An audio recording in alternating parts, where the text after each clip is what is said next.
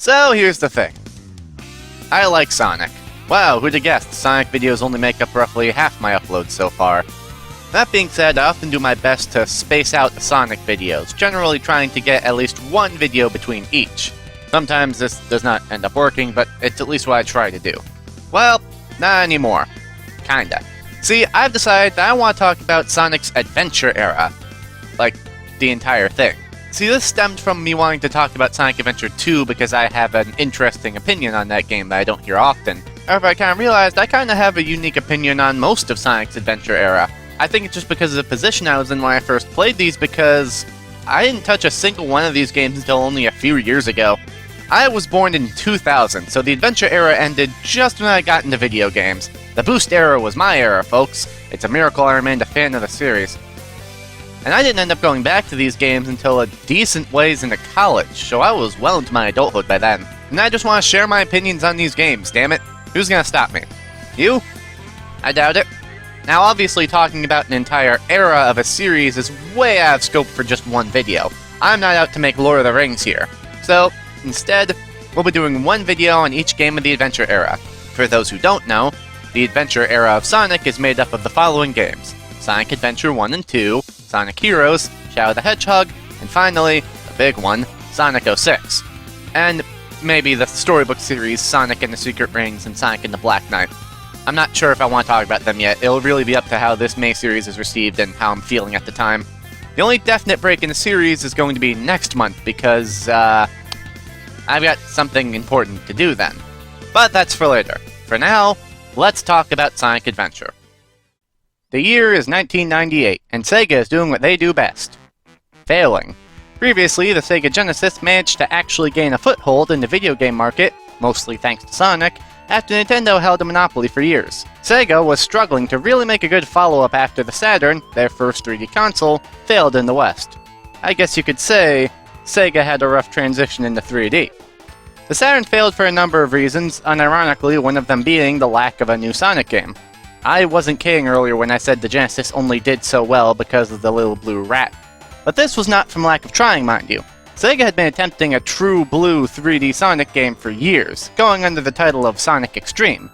The story behind the development of Sonic X-treme and why it never came out on its own is so bonkers and crazy that people have made feature-length videos on it, so we're not going into all that shit here. But the main reason why it never happened is best summarized from this quote from Takashi Iizuka in this random European retro game magazine I just happen to have. When we set out to create a 3D world for Sonic to be able to run around in, we hit a wall with what the Saturn was able to do. That's when we heard of the new Dreamcast hardware that would excel in representing a 3D environment. The Sega Saturn was very good at utilizing manipulated sprites to present a display that represented polygons, but the Dreamcast was a true 3D processing machine.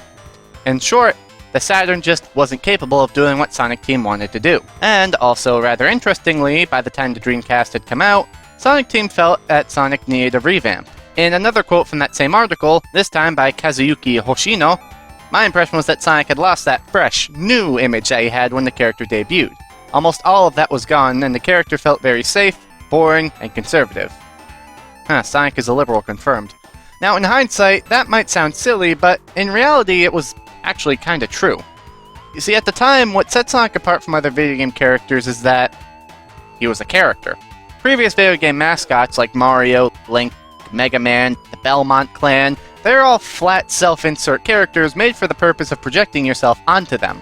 Their only set-in-stone traits being that they were courageous enough to go on these journeys, and that's really it. You can make up the rest yourself. Now, admittedly, this also came down to consoles just not being powerful enough to show character, but regardless, at the time, Sonic was something new and revolutionary because of just how expressive his character was. He's out there wagging his finger, tapping his foot. Hell, in Sonic CD, he'd literally just leave if you waited around for too long. I'm out of here! Hey, wait a second, Classic Sonic can talk. Sonic was, from day one, a cocky, confident hero, and you could see that in the game, which was really, really rare at the time. Now yes, it wasn't the most original character out there. It was heavily inspired by shonen anime and manga, something which continued to influence characters and stories of the franchise even up to this very day. But again, for video games, it was revolutionary and paved the way for franchises to introduce much more well-defined characters going forward. And as with every new, bold, successful idea, a bunch of hacks saw it and said, hey, if we do the exact same thing, then we'll also be famous. This has worked exactly 0 times in all of human history, but hey, they're just gonna keep doing it. So following Sonic's release, there was a deluge of radical video game mascot wannabes. The most infamous of all of these is Bubsy the Bobcat, winner of the Worst Video Game Franchise Award due to the fact that he has 6 games, and all of them range from bad to one of the worst video games ever made. Think about the fact that there are more Bubsy games than F-Zero games, and cry. By the late 90s especially, Sonic wasn't anything new, and since he'd been gone for so long at this point, reminder that Sonic and Knuckles came out in 1994, Sega and Sonic Team knew that they needed something big and new to really bring him back. The idea of a Sonic RPG was thrown around for a while. Man, I really wish we'd get one of those, but it was thrown out for being just a bit too new. So, a 3D platformer this new game would be.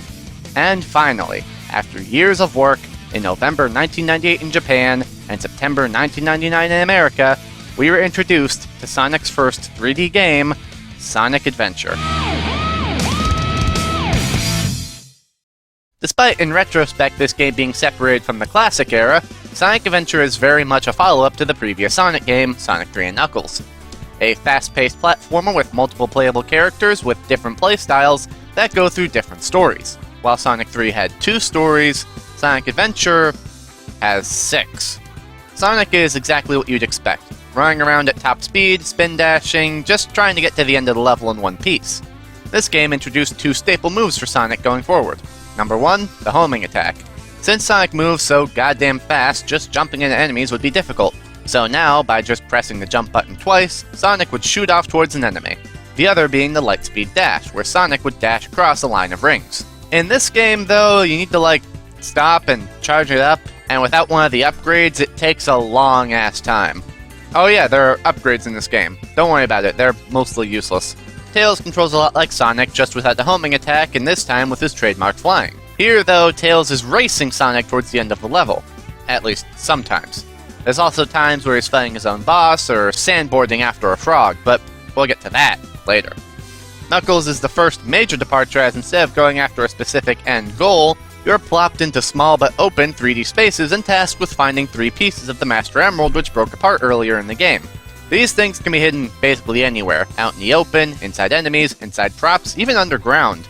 Luckily, Knuckles has his trusty Emerald radar at the bottom of the screen. The closer you get to one of the emeralds, the faster it beeps. The emeralds are randomly placed, so don't think you can just memorize where they are.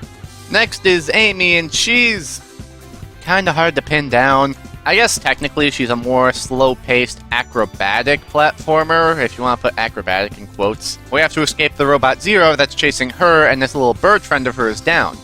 Big is fishing, and E102 Gamma is a fast-paced shooter where you need to chain together attacks in order to get more time. As in his story, the timer counts down. Don't worry, as long as you're just killing enemies, you should be fine. With each of these stories being as different as they are, it's really more important to think of Sonic Adventure not as one grand game, but more so 6 smaller games that just happen to be taking place at the same time. At least that's the way I like to think about it. Now let's talk controls. For Sonic, it's kinda perfect actually. I know other people have said this, but seriously, Sonic controls exactly how I want him to in Sonic Adventure. His top speed is just right, fast enough to really give you a sense of speed, but not so fast that you feel like you don't have control. His turning is tight, but not too tight, so you can still make those wide, sweeping turns if you need to. And his jump is real high and floaty, which is needed in the game where you're going so fast. It helps make landing jumps easier. His spin dash is also nice and snappy. Just hit B and boom, you're off. Hit it again and you're out of the ball and back in control. There are some issues though. Doesn't happen often, but every now and then the homing attack doesn't really go where you feel like it should go.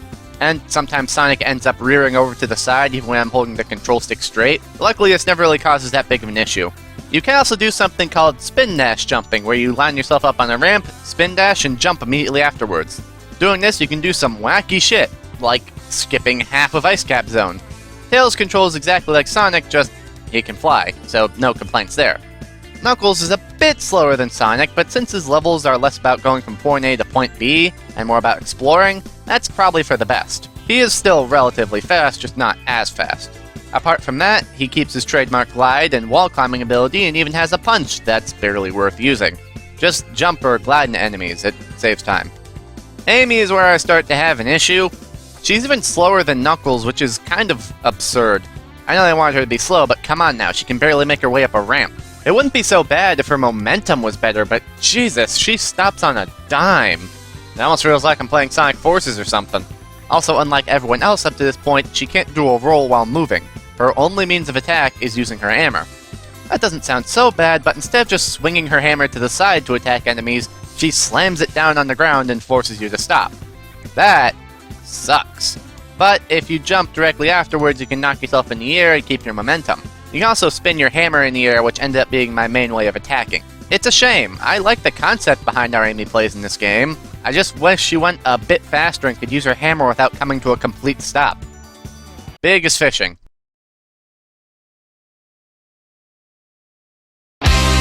Gamma controls about as fast as Knuckles and shoots enemies by first targeting them with the laser and then firing automatically. All you have to do is aim the laser, which has a bit of an auto-target, which is helpful. Also, as a neat touch, since Gamma is a robot, he can't get wet. So when you try to go over water, he activates his helicopter blades and just flies over it. Neat. Oh, I should also mention that this game is big in Gamma's debut in the series, and technically neither of their last appearances either, but we'll talk about that much later. A big aspect of the game is the hub worlds. I actually kinda like them. With the exception of the jungle, all of the hub worlds are small and easy to traverse. They're usually like 2 or 3 small areas with a lot of landmarks to help you remember where you are, like this burger shop, this waterfall, the pyramid, and so on. You don't really need them because, again, they are pretty small, but it does help make these worlds feel a bit more realized.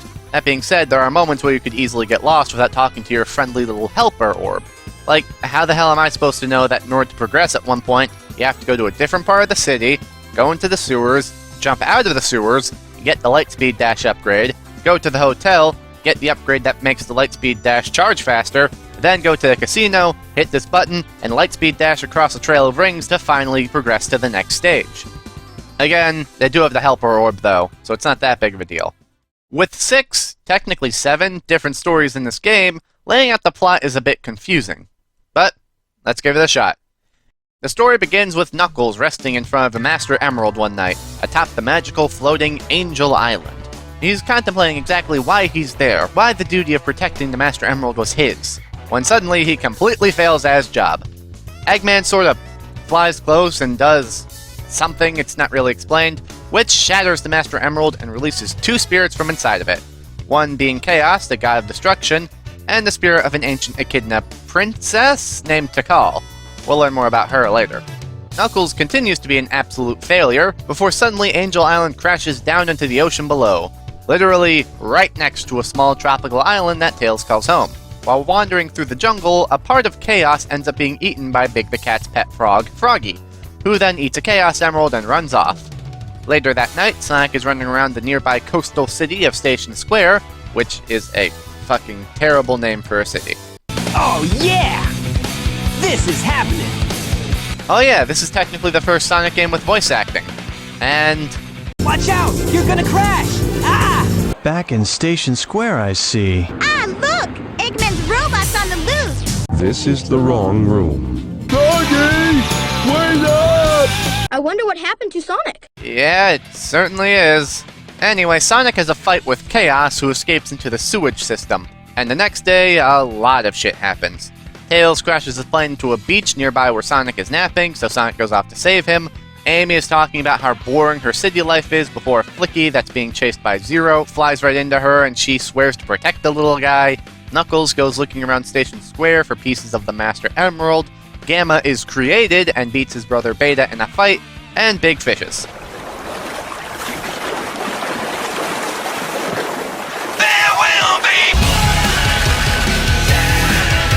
After Tails explains to Sonic that his plane, the Tornado 2, is being powered by a Chaos Emerald, the two find out Eggman is seeking to collect the Chaos Emeralds to feed them to Chaos, with each emerald making him stronger. So, the two set off to collect the emeralds before Eggman can. Obviously, the next place to go is a casino, where Sonic and Tails gamble the night away, just like I did last time I went to a casino. Except here it doesn't end with a gunfight and getting banned from the island of St. Martin. continuing the theme of being shit at your job, Sonic gets gassed by Eggman after he just drops one of the 2 emeralds they got so far. That same night, Knuckles is going around getting Master Emerald shards when he spots Eggman carrying something shiny into a hotel elevator. When he confronts him, Eggman says, "Nah, this ain't the Master Emerald. Here, check out this cool evil monster I can control." "Oh, you beat him? Well, Sonic is looking for the Master Emerald. Bye!" Knuckles, confused as to what the fuck just happened, decides that it's probably good to talk with Sonic. They meet up the next morning just as Sonic coincidentally got the green Chaos Emerald. Hijinks ensue, there's a little scuffle, and then we get the worst boss fight in the whole game as Chaos levels up. One thing I really like about this game when it comes to its storytelling is that none of the cutscenes, outside the pre-rendered ones, are reused. Sure, you can't tell now, but if you actually play them side by side, it's extremely clear that in scenes that overlap between stories, events and dialogue play out a little differently. For example, in the fight that just happened, if you're playing as Sonic, then Knuckles is the aggressive one. Something bugging you? No time for games, Sonic. Give me the emeralds you have, right now! But if you're playing as Knuckles, Sonic is. Hand over the emerald now. That's not gonna happen, buddy! When you're playing as Tails, Eggman's dialogue is written to be more threatening than if you're playing as Sonic. Well, if it isn't my pal Sonic, I'm surprised you made it this far. You fool. Away, before I make mincemeat out of you. And we get a triple version of it later on after a fight between Sonic and Gamma. If you're playing as Sonic or Amy, Gamma is losing the fight and Amy steps in to save him. But if you're playing as Gamma, then it's an even fight and Amy just jumps in to stop the fighting altogether. It's a really nice touch that's kinda hard to notice your first time playing. You're getting the same story just from different perspectives. It's great. Eggman reveals his flying fortress, the Egg Carrier, and escapes to it. And Knuckles says whoopsie and fucks off while Sonic and Tails take to the sky in the tornado to take down the Egg Carrier. It goes about as well as you'd expect. With Sonic and Tails separated, Sonic meets up with Amy, who gives him the 411 on this whole bird situation, then informs him that he's been volunteered to help her. Sonic says, "Bitch, I have more important things to do!" But she tags along anyways and gets chased by Zero into Twinkle Park, the best damn theme park you've ever seen. The two get separated and Zero captures Amy, so Sonic gives chase before Amy is brought aboard the Egg Carrier. At the same time, Gamma and the rest of the E100 series are sent off to find Froggy, and what do you know, Gamma finds it. As all that shit happened, Tails was knocked out from the crash, and we have a little flashback to how he and Sonic first met.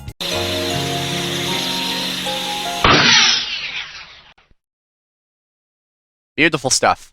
Tails then realizes he's relied on Sonic too much, and he needs to start doing shit on his own if they're gonna get anywhere. After searching around, he finds a Chaos Emerald, but then Froggy jumps up and swallows it before running off. Christ, this frog has 2 Chaos Emeralds inside of him. Tails does some radical sandboarding to get his hands on Froggy, and gets one of the Chaos Emeralds out of him. He uses it to fix up the tornado too, flies off, finds Sonic who's been running around the volcano this whole time, and the two assault the Egg Carrier. Earlier on, Big chased Gamma onto the Egg Carrier where he is now, and then Knuckles got a message from the Master Emerald telling him to go there, so he also followed Gamma onto the Egg Carrier. And now we're finally back to where we were earlier, with Gamma giving Froggy to Eggman before being sent to retrieve the Flicky from Amy. But Amy refuses and starts asking him why he's even following what Eggman says. Gamma is unsure, and when he sees the Flicky and how Amy is willing to protect it even without knowing anything about it, he starts getting very confused. Prior to this, Gamma did see how Eggman treats robots very callously, beating them and ripping them apart and putting them back together if they fail him. All this gets Gamma to start questioning his allegiance to Eggman, so he lets Amy go. Everything comes to a head on the deck of the Egg Carrier. Sonic, Tails, Amy, Eggman, and Gamma are all together, and things start happening. First, Eggman captures the Flicky and reveals that it too had a Chaos Emerald, this time inside of its necklace. Eggman tosses the Flicky aside as Gamma is called up, and he and Sonic have a fight. Like I said previously, Amy steps in to stop it since they're both good, and most likely because 6 super-powered idiots have been running around the Egg Carrier, it's got a lot of damage and now it's starting to crash. Amy and Tails skedaddle together as Gamma flies off, while the rest stay behind to finish off Chaos, who just got the 6th Chaos Emerald from Froggy. Big fishes Froggy out of Chaos? Yes, really?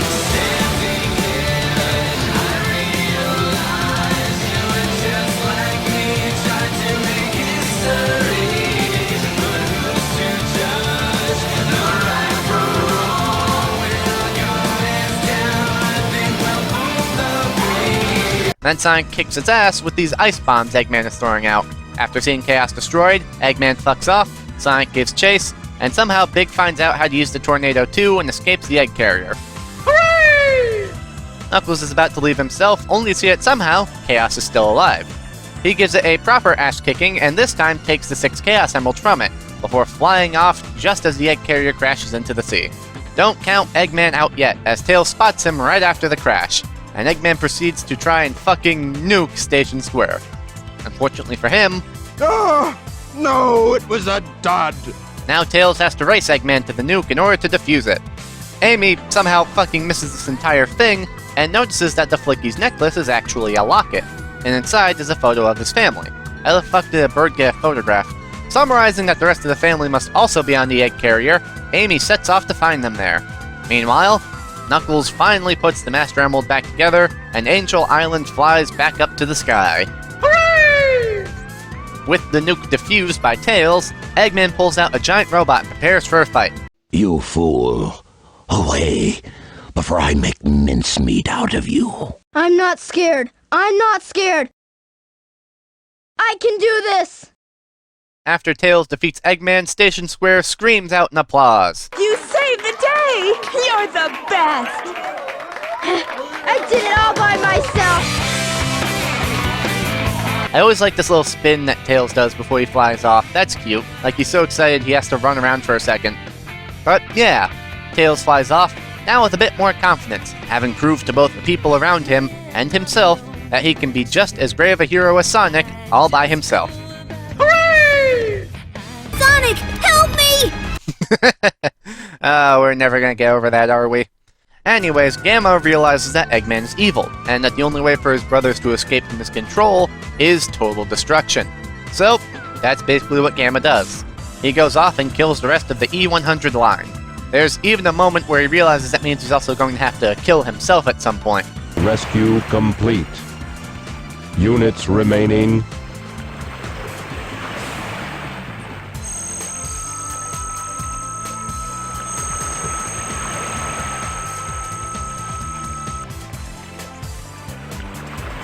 Gamma. But before he can do that, he has to take out the last of his brothers, Beta. It's an intense fight and ends with both of them critically wounded. While Beta dies first, Gamma suddenly realizes something. See, a key part of Sonic lore is that Eggman powers his badniks with small animals. And the E-Series is no exception, as a Flicky flies out of Beta. Just before Gamma dies, he realizes something. The animal inside of him knows that Flicky.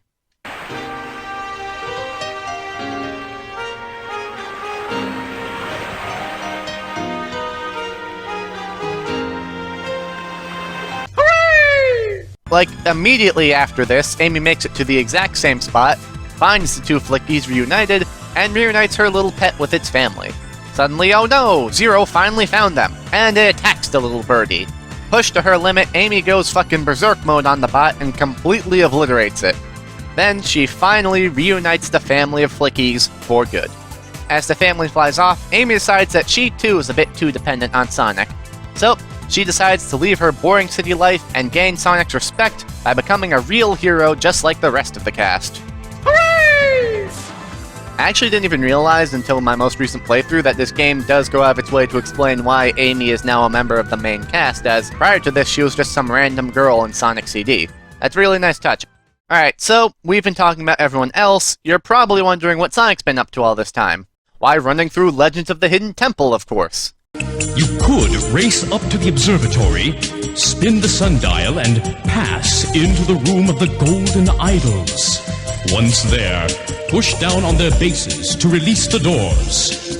That may take you below, or lead you into the shrine of the Silver Monkey. Eventually, he finds Eggman outside of this place, and he follows him to his base, hidden deep in the jungle. Hidden.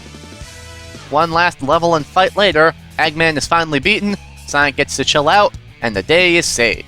So yeah, that's all 6 stories. They range from pretty good to incredibly bland and simple. If I were to rank them based on plot, I'd go Gamma, Tails, Amy, Knuckles, Sonic, Big. Now, throughout the game, most of the levels are kind of reused for each character, but the layout does change depending on who you're playing as. For example, Sonic's Speed Highway has him blasting through streets the entire time before running down a building, and finally ending up in a more open area, ending the level.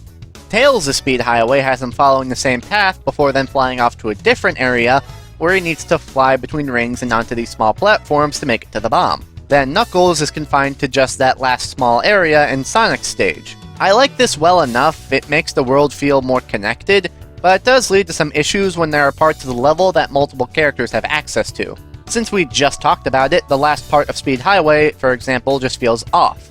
The whole level, Sonic is running down the winding streets of Station Square, then suddenly he has to run around a few back alleyways and then up a fountain, and then he's done. It's clear that this area was designed for Knuckles with just some Sonic stuff thrown in there. But then, Knuckles can't really use that, so they feel out of place when you're playing as him. This isn't always the case, and there are times where they pull off the splitting pathways quite well, but when it does happen, you can notice it.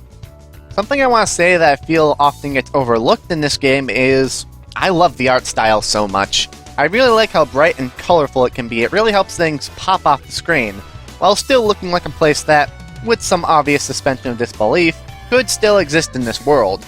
Except for all the loops and shit in Speed Highway, that's a stretch too far, but fucking everyone makes a joke about humans going through loops and shit in their cars. Oh yeah, humans, that's kind of important to note. This is technically the first Sonic game that establishes that this is a world with both Mobians and humans. You can see them walking around the hub worlds, and you can even talk to them, where they tell you these little stories like the train workers going on strike. I say technically because, I mean, come on, Eggman's a human. Obviously he can't be the only one. I have vague memories from my youth of this being a pretty controversial move. Like, I swear, I heard a lot of people yelling about this back in YouTube videos in 2008, 2009, something like that. But it never really bothered me in hindsight. Like, okay, Sonic is a world where humans and Mobians live together. So what? Now, the designs of the humans I'm less okay with. It's harder to tell now because the graphics are just so antiquated, but as the adventure era goes on, we'll see that they're constantly trying to do realistic humans, which I will admit is weird. It's not until Sonic Unleashed when the humans started to look like they fit alongside the Mobians. Oh yeah, Mobians, I should probably explain why I'm using that, as it actually fits well into Sonic Adventure as a whole. See, prior to Sonic Adventure, Sonic had like 2, technically 3 different worlds and stories depending on which area of the world you're living in. There's the Japanese lore, which is the real lore for lack of a better term, the European lore brought about by the Fleetway Sonic comics, and the American lore brought about by the Archie comics and Deke cartoon series. These were entirely different stories and universes. In the East, Sonic's main rival was Dr. Eggman. They lived on Earth with people and other furry characters, and they looked like this. In the West, Sonic's rival was Dr. Robotnik. They lived on an island chain named Mobius with only furries called Mobians, and they looked like this. Now this is not something that's exclusive to Sonic. Technically speaking, this happened rather often over here in the States. But as things like voice acting and more complex graphics and world building started to come out, it became apparent that they just had to unify the canons. Most franchises, like Mario for example, decided to just continue to ignore the weird shit that America was doing and move on as normal. But Sonic Team, seeing how the characters and story were one of the selling points, realized that they had to at least try to explain a few things. For example, they give a reason behind why everyone starts calling Eggman, Eggman. It's established here that Dr. Ivo Robotnik is Eggman's real name, but everyone started calling him Eggman to make fun of him. It's later established that Eggman decided to own it, so to speak. It's Sonic who named me Eggman. Except the joke's on him. I embraced the name. I made it my own. His mockery is now a name feared across the ages. They even end up carrying over a few things from the West into this new combined canon, like Sonic loving chili dogs. But really, the two canons were just so different that there's really only so much that they could do. They basically brought over everything that they could without contradicting, again, the real lore of the Japanese version. I'm gonna make a bold statement here. I prefer the name Eggman, and I'm glad that they stuck with it. Don't get me wrong, I don't hate the name Robotnik or anything. It was cute when Tails called him that in Generations, but just look at this guy. Eggman is definitely a more fitting name for him. What, he can't be a threatening villain because his name's a bit silly? So what? Basically every comic book supervillain's name is silly. The Green Goblin, the Riddler, the Splort. These are some of the most dastardly villains of all time. Why is Eggman so different? Now, the reason why I, and many others, still use the term Mobius and Mobians to refer to the part of the world that Sonic lives on and the furry creatures that live on it with him, despite that not being canon, is just because Sega refuses to give them any sort of name, constantly just referring to it as Sonic's World. Like, come on, just use Mobius, it's a good name. People know by now that Archie isn't canon. The new comics are, though, apparently, because someone just decided that probably. Hey, wait a second, I'm forgetting something, aren't I? But of course, there aren't 6 stories in Sonic Adventure, but 7. After completing every other story, we unlock the Super Sonic story. This ends up kind of being a staple of the Adventure era. Okay, so firstly, throughout the game, each character would sporadically be teleported by this magical glowing orb thousands of years into the past, into flashbacks of the ancient Echidna civilization that Knuckles is descended from. The flashback tells the story of the civilization's chief Pachacamac, his daughter Tikal, the Master Emerald, and the act that led to the destruction of the Echidna civilization.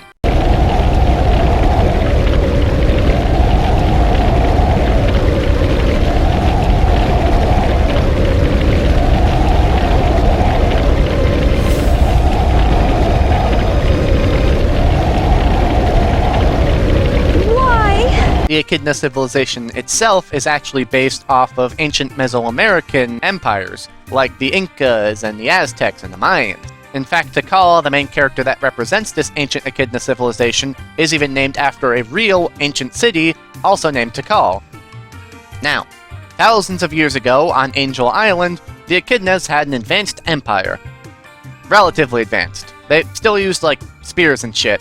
I guess Mobians were just in the Stone Age at that time. Tikal was told a prayer, I suppose, by her grandma. The servers are the 7 Chaos. Chaos is power, power enriched by the heart. The controller is the one that unifies the chaos. Whatever the fuck that means. She goes off one day and I think discovers the Master Emerald Shrine, along with these little fucks, the Chows. Look at them. How cute. I hate them. The Master Emerald Shrine is protected by a water guardian that's apparently a Chow that the Master Emerald mutated into this weird water monster.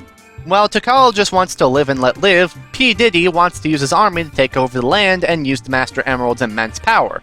First, Tikal begs the Master Emerald to remove the Chow, but it says, nope, can't do it. Then she tries to get her dad to stop and he says, nope, gonna genocide. She makes one final stand, but it's no good. The army charges right through her and the Chow, causing the Guardian, now revealed to be Chaos, to become enraged. It was he who destroyed the Echidna civilization, possibly by killing everyone on it, and then literally ripping a part of the island off and chucking it into the ocean below. The evidence for this being that the Master Emerald Shrine in the present is literally the exact same shrine as seen in the past, just more dilapidated, but in the present, this big bridge here is broken off. That and the pyramid that we later traverse through is heavily implied to be the same pyramid that we see in the flashbacks. But now it's on the island that Tails called home, so it clearly has been around for a while. Yeah, but Strongman, if these are the same pyramids, then how come the one we run through has a mural of Chaos destroying everything?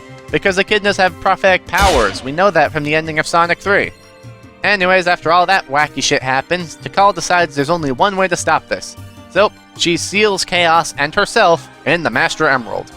Back in the present, while everyone thinks Chaos is defeated, you don't beat a god with ice. Knuckles is confused as to why Angel Island has fallen back into the water, and we never really find out why, but Chaos uses this to get the 6 emeralds that Knuckles just so happened to have. He then beats the shit out of Knuckles and Eggman before Sonic and Tails realize that the last emerald is still in the tornado too, and they have no idea where that is. They race to find it, only for them to just barely miss it as Chaos gets the final Chaos Emerald, transforming him into his final form.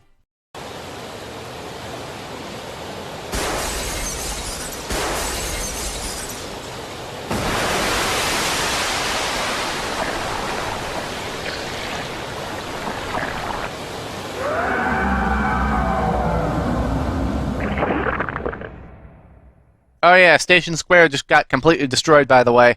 Genuinely wonder how many fucking people died in this. Luckily, our heroes all managed to avoid the destruction somehow, just as Eggman flies in with the egg carrier too. which is immediately destroyed. Tikal finally assumes her real form and says, "Look, we gotta put Chaos back in the Master Emerald." But Sonic steps in, saying that that won't stop shit. His anger will never be quenched if they do that. They have to first calm him down and stop him before they can really end this. Sonic's friends gather the Chaos Emeralds, and for the first time, we get to see Super Sonic in 3D.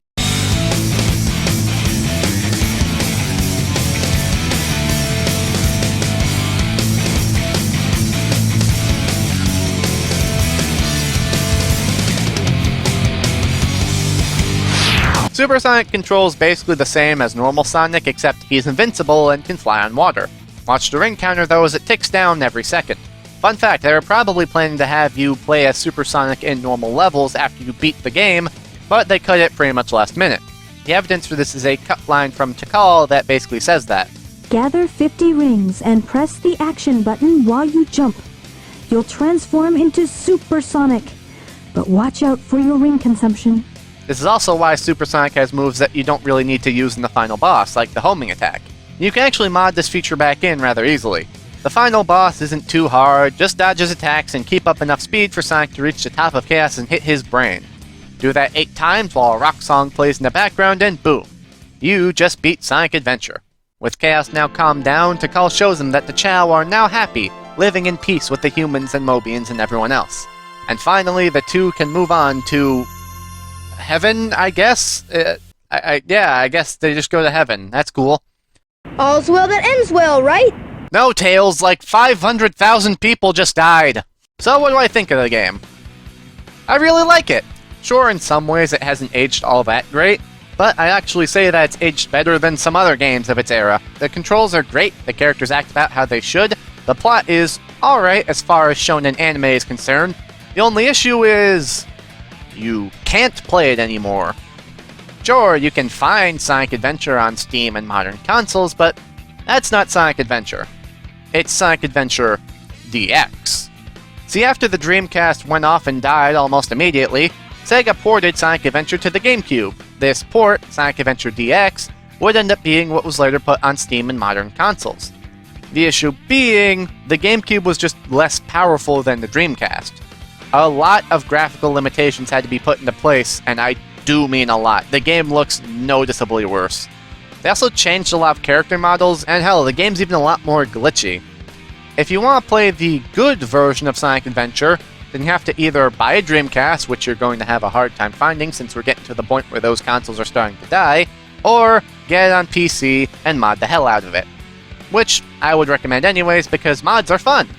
Look at this. I'm playing as Amy in Ice Cap Zone. I'm playing as Blaze the Cat in Red Mountain Zone. I'm playing as Team Chaotix in Hilltop Zone. It's great! Let's see. Is there anything else I'm missing? Oh yeah, the Chao Garden. You can raise chows. Give them animals to raise their stats and shit. I never really did that, but it's there if you want it, I guess. And that's Sonic Adventure. Like I said, it's a really good game that you unfortunately have to put a bit of work in if you even want to play it. But even with all the praises I gave this game, it certainly does have a lot of problems. A lot of the upgrades are useless, some of the ones that are useful are a bit clunky to use, the voice acting isn't so great, and a lot of the level design still kinda needs to be figured out. The game still suffers from being the first 3D game in the series, but later games would take what this game started and improve on them. So it's easy for this game to be overshadowed, so to speak, from what comes next. Still, I think it's overall a good game that deserves a bit more praise than it gets. So, I recommend that you open your heart and give this game a shot. I'm Sir Strongman, and that was the thing.